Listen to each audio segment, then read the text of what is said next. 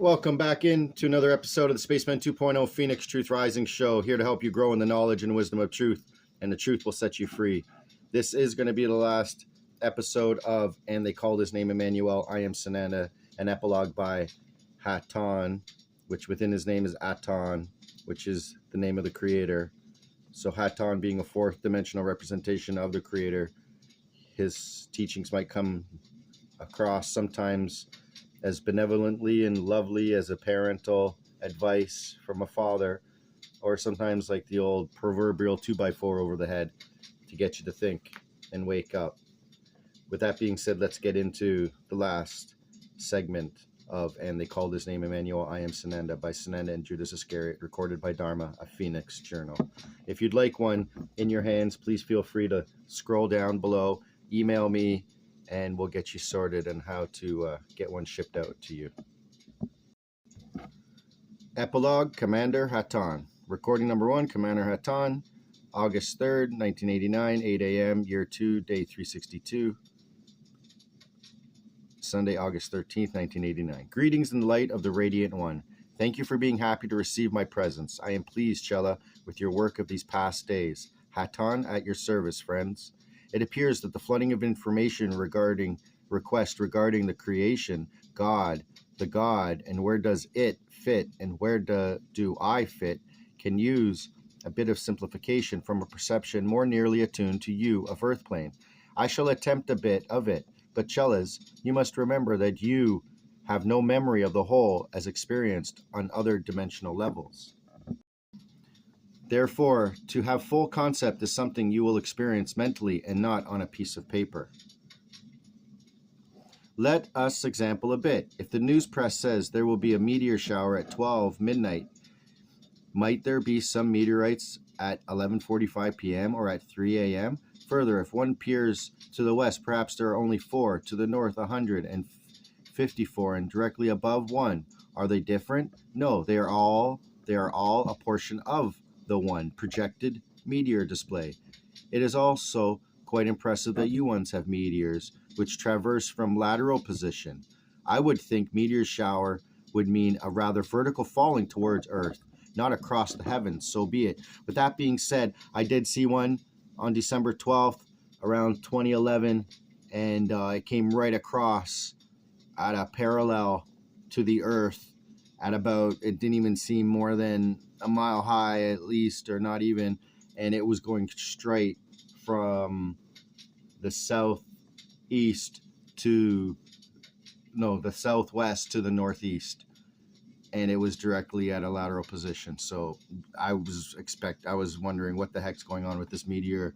Is it a meteor coming down? How can it be falling if it's going straight across? And it must have landed in the field. With that being said, let's get back on into it. So, it is also quite impressive that you have ones have meteors which traverse a lateral position. I would think meteor shower would mean a rather vertical falling toward Earth, not across the heavens, so be it. Signs you request, signs you get. It is not the responsibility of the sign given to also be the audience. We know we are in the heavens. More on the creation. Back to the creation. Recall the lesson you have just recently received on duality versus one. There is only one. What you perceive as multiple is truly only one, so when you separate God from the creation, you have put thy problem to non-solution. The creation is above all, and God is one with the creation. You are one with God, therefore also one with the creation. So you become a unit of one within God and creation. What you make effort to do is separate the facets into separate things, and they are not. They are aspects of one. Co-creators, co-organizers, co-experiences, co-thought producers, co-players, and on into infinity, the circle of being. The problem lies in the effort at separation. The solution lies within the oneness. Since Paul is the most persistent questioner on this subject, let me example. Paul has an aspect that is gentle and all-giving. He also has an aspect that is quite cruel and selfish. Paul has an aspect that is a father, another aspect angry and resentful of his children. Paul is a teacher, but another aspect is foolish and cannot learn. Paul is married, but another aspect has no attachments whatsoever. Paul is an engineer, but one aspect cannot fix a good sandwich. You each have myriads of aspects. Can God in creation be granted as much? So be it, for it is so. As long as you separate and identify as if there were more than one, you will not understand. You cannot understand. All is one. There can be no who came first. It began and will end in oneness, for neither is there a beginning or an ending. There only is. All goes forth out from entity source, and therefore all will come back onto source in. Just as if you reached forth your hand and picked up a morsel of food and placed it into your mouth. The hand and fingers went forth, still part of the one. You picked up a morsel of food and brought it back and placed it into thy mouth. Now the hand, fingers, and morsel of food have become one with you. However, in turn, you have then just become one with the morsel of food. The entirety of all is only perceived aspects of one, no less, and do not try to make it more, for it is no more, and therefore no less. You ones of earth plane look about you and perceive all things as separate manifested energy forms, a chair, a table, a typewriter, a cooking pot. You perceive the same array within a dream of your choosing in the night. It is one. All, beloved ones, is perception of aspects of the one. The higher understanding of these things comes with thy opening insight at its proper time of fulfillment into knowledge. Ponder these things. Yes, but working on them too diligently only fogs thy receivers. All things within the universe are simple, orderly, wise, completely feasible, and if you clear thy circuits, the information can flow within. Now Paul can go ask Ranos to explain it to him, but he will only get Ranos' explanation of his own perception. Dharma, a bit different perception, and Alan and Orbely will simply look foolishly at both of you and wonder what in the world is wrong with you.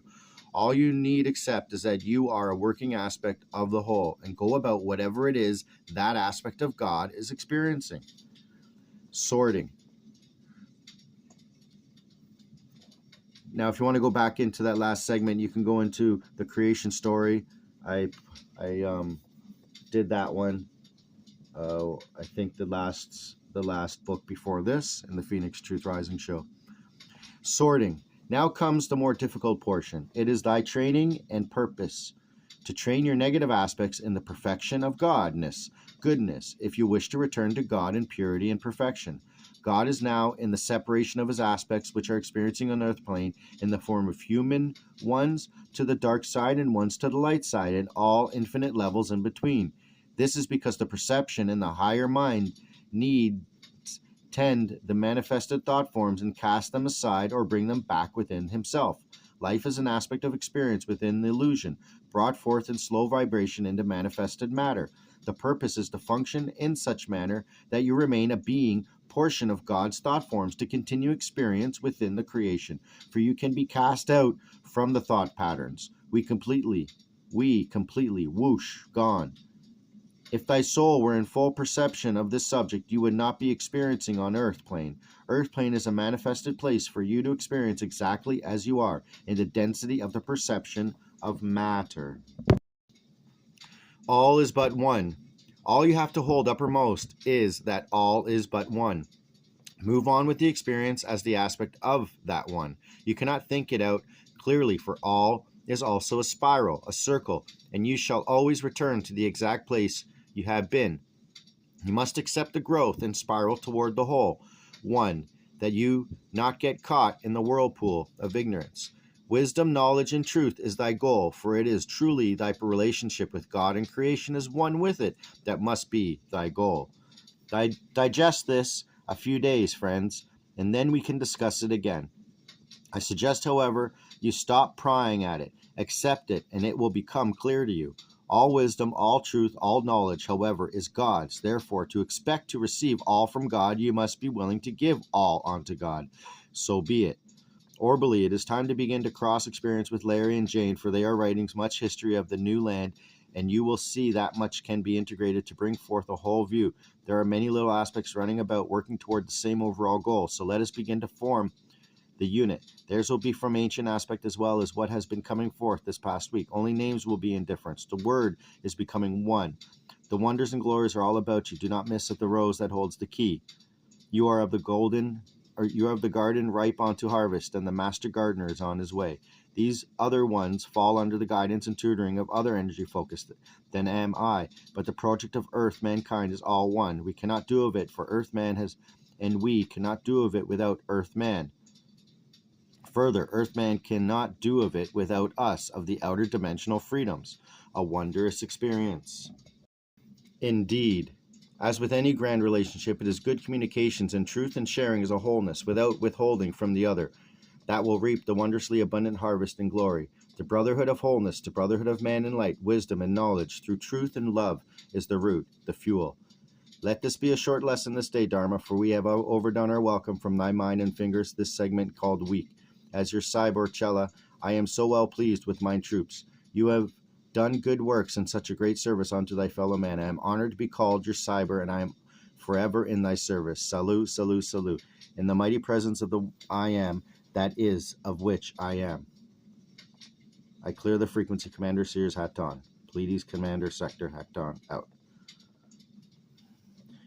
Receivers postscripts. I perceive that it is suitable to add this portion to the end segment of the journal just finished. Regarding the creation and God's relationship thereto, this explanation sees that clarity. I'm greatly humbled to have the privilege to serve. Thank you, Dharma. With that being said, thank you for tuning in. I'll be back with another episode. This